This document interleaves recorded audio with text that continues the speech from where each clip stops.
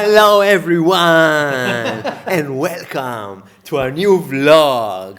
Here with us, a new member. There is a lot going on in Scardust land. I cannot believe I just said Scardust land. This was like the most boomer thing I've ever said in my life. Scardust.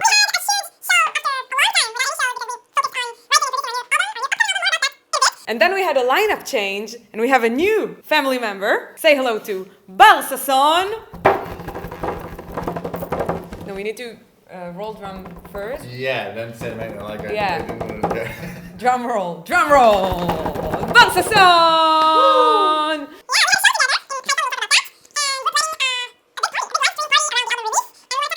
So let's dive in. We had a huge show last February. It was at the Reading 3 venue, which is an awesome venue, and the place was full. This blew our minds.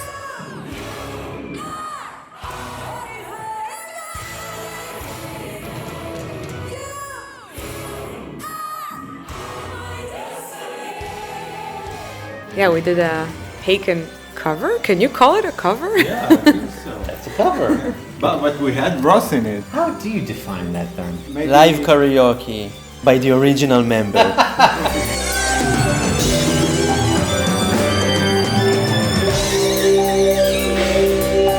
We had a guest guitarist, Alon Tamir aka Tool.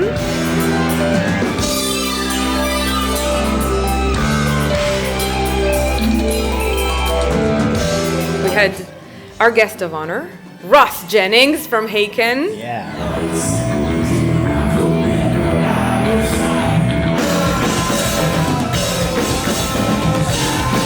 We had the Hellscore Choir Ensemble, 14 people accompanying the entire show.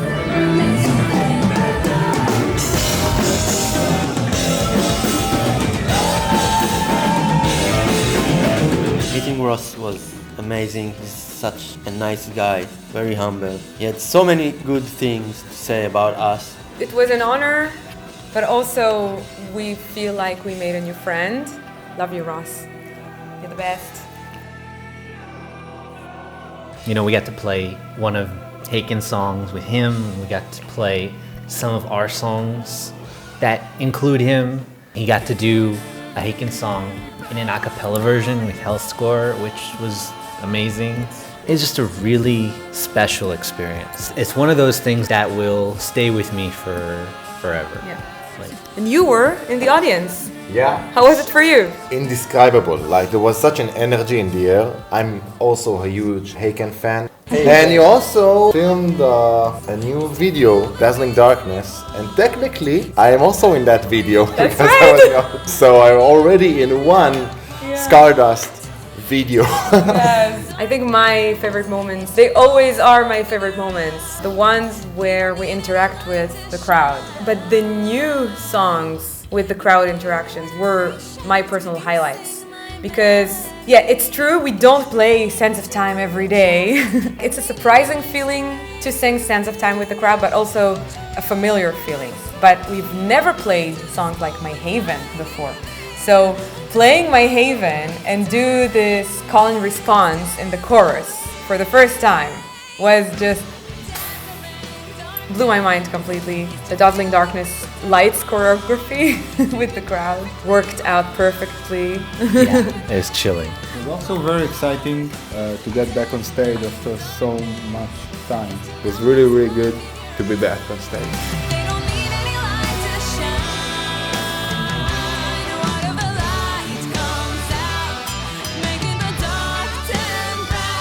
And then we had a lineup change, and we have a new family member.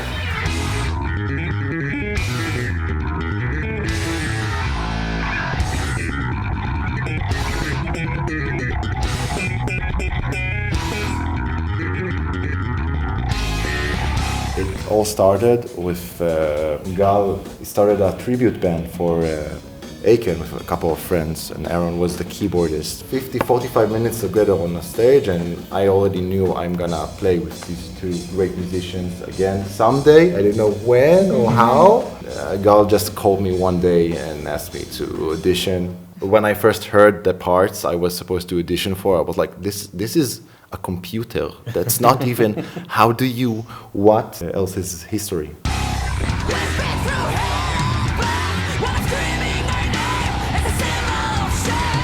Our dear community on Patreon has sent out some questions for this guy. Are you ready? I'm ready. Favorite color? Teal. Favorite animal? Cat. Favorite food? Tacos. Favorite leisure activity? Sleeping. Nice. Favorite bass player? Ryan from Mudvayne. What's your best practice routines for bass? Metronome, 2 hours, play till you cry. With Scardust Scardust, way, yeah. that's the only way to do Very it. nice. What bass gear do you use? I use Spectral guitars, best bass I ever played in my life. For effects, I use the QC, the Quad Cortex. Do you like digital effects or are you an analog bass player? Oh, I can talk about effect pedals like for 3 days straight. I'm an analog guy, but on modern days, carrying a huge ass pedal board on every stage you go on, especially on tours, is not really a good reality. So I'm using digital effects. For the studio, yeah, if I have the chance to record it analog, I will do it. And someone that carries for me. Yeah, and somebody carry it for me, because I work with a guitarist who has like a pedal board in the size of a sofa, and he needs to carry it. Chaos Studios, the main place we rehearse at, it's like 4 stores without an elevator, and that dude need to carry it every single step. It's torturous. Very funny to me to see it from the side, but for him torturous. Everybody's Tell me looking about at the it. drummer. Yeah. The keyboardists also have to carry a lot. Yeah. Yeah.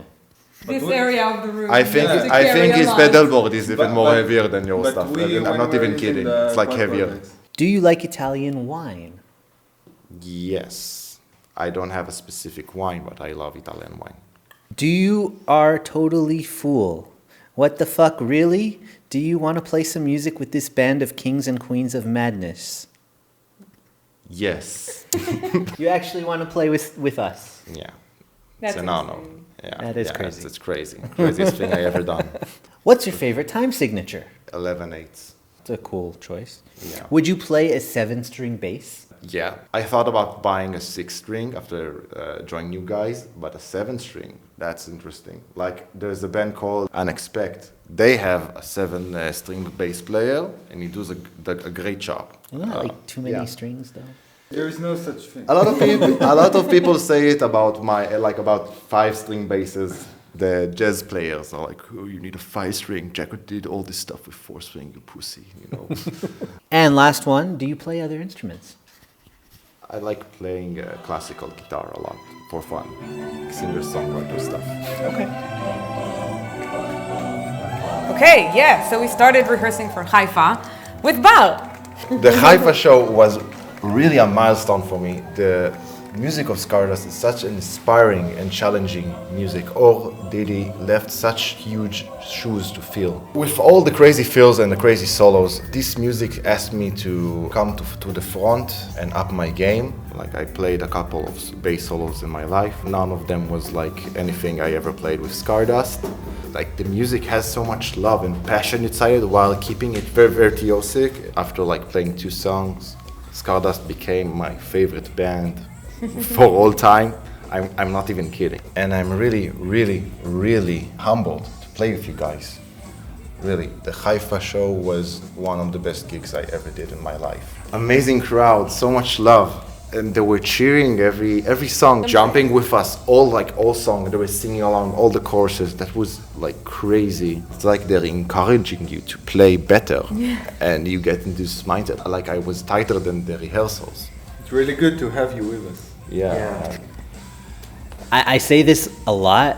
When I get on stage and I start playing, like, I just get sucked into another world of energy and excitement and music, and I felt that on stage, you know, with you guys, with all of you and with you. I really felt all of you guys playing with me and like supporting. It felt very natural. Yeah. Right? We should also mention the audition process. This is where you stood out the most. We met some really incredible musicians, incredible bass players. What sold us on you was the chemistry, because after you left the room, everyone were just saying like, okay, this is the best I've ever played. Really? That was my reaction. Like, when Bar was here, I played my best take of that song ever. So I think I don't have to think about it. We had one show with you for now, but like you said, I felt a different level of confidence. How was the Haifa show for you? For me, I felt I played a really good show, but come on. No, I'm kidding. Usually when I go off stage, my mind is half, oh, these were the parts you need to improve. You're a bad person that you did not play them like you should have. And the other half thinks about food, I think, and beer. But this time, I didn't think about anything bad when I went off the stage. It was like, what a great show. Just food and beer. Yeah, and even though we had like a 2 hours car ride back home, we stayed for the beer. Well, I did not drink because I drive, but we stayed and it was awesome. And I'm so glad I stayed like in the middle of the night. So it was lots of fun. To me, it felt a little bit like touring. This feeling of driving somewhere for like a half day and then doing the show, hanging with the crowd, being at the merch stand after the show, going back to a hotel afterwards because I didn't have a 2 hours drive home. And we've not played in Haifa in like 8 years. It really felt like we're coming back to a place that is, I have tears in my eyes. There are many things that me and you were part of. So forsake me and break me, just let me drown and crack. Emerge from the sorrow to claim your life back. We recently came back from Warsaw, where we presented our RIP video at a Bitcoin film festival.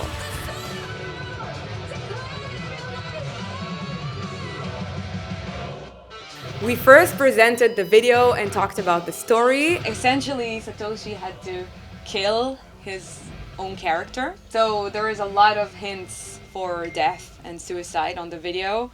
The title of the song is RIP, like ripping something, but then it's also RIP, rest in peace. So it's a play on words. He wears a skull mask. He destroys his hard drives by drilling into them. This is like a heartbreaking scene where he basically kills the character.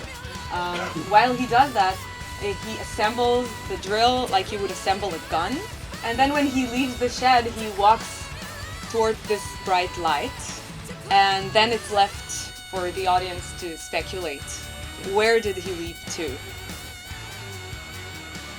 And then the next day, we gave a workshop where we gave a little peek behind the scenes and people could ask questions about the actual production of how we made this video. Now we will show a little bit of behind the scenes.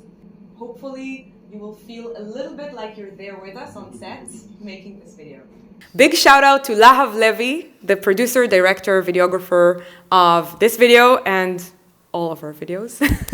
Famous posts and communications that were made public that Satoshi did in the days that he was probably packing up and leaving. We recreated those posts and like fake typing emails that were real emails that kind of hint on his intent of leaving and the reasons why. It was wonderful to meet so many fascinating people. We definitely made some new friends and some new fans. And we would love to come back because it was a great cultural experience with awesome people. Next thing on the agenda, we are releasing our new album, Souls, on July 18th. And we are doing a live stream party. If you watch this before July 18th, make sure to check all the information in the description below. A new album, new music, excellent music, the best music you've ever heard from Scardust or any other place. Really, ask anyone, the best music ever. The album will be out via Frontiers Records. You can already pre-order, pre-save it. The links are in the description. All the platforms, vinyl, CD, maybe cassettes in the future, but probably maybe. And if you're watching it after July 18th, 2025, just go listen to it if you haven't already. There are some very exciting guests featured on the album. Ross Jennings. We have our dear friend Ali Storch from Subway to Sally, who performed a whole strings quartet plus an electrical violin on one track. It's a long track, so it's a lot and it's amazing and it will blow your mind. And we have a Turkish orchestra on rhythm.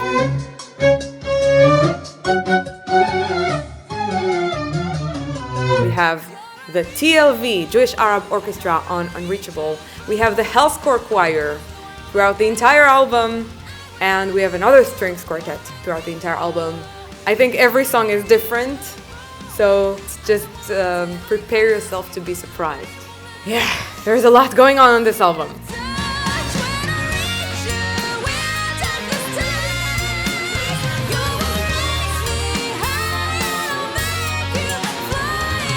What does the future hold? We have started writing some new material, and we're actually planning to go on a little writing retreat as a band, which will be a first here. Super excited. Music camp. A music camp. Band camp.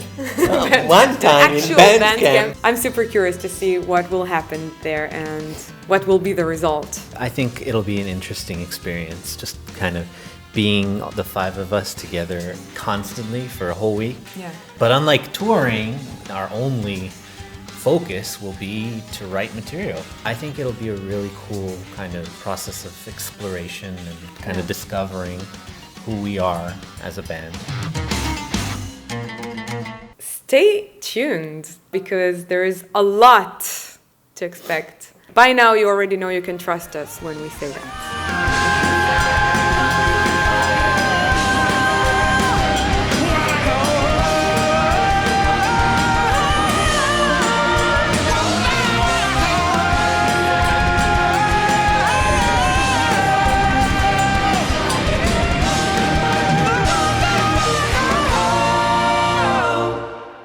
A huge part of what enables us to do the things we do and create our music is our Patreon community. A huge shout out to all of our Patreon supporters.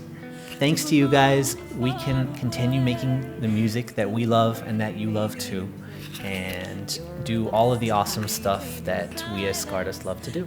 If you want to join our community and support Scardust, first of all, the fact that you're watching this video already does that. You can even go one step further and like the video. You can also leave a comment down below and share the video because the YouTube algorithm seems to really love that. So if you do that, it will really help us. You know what really will help us a lot as well? What will you have? Go to our Patreon page. It's patreon.com/Scardust. Join our community and we will have more music, faster, better, stronger, with more shows. And you will get behind the scenes Q&As, extra content, photo dumps, polls, exclusive merchandise, and more. Monthly hangouts. Right. And we recently started our Noster account. So if you're a Noster, check Scardust at primal.net. So don't be unreachable and see you soon in the next video. Goodbye everyone.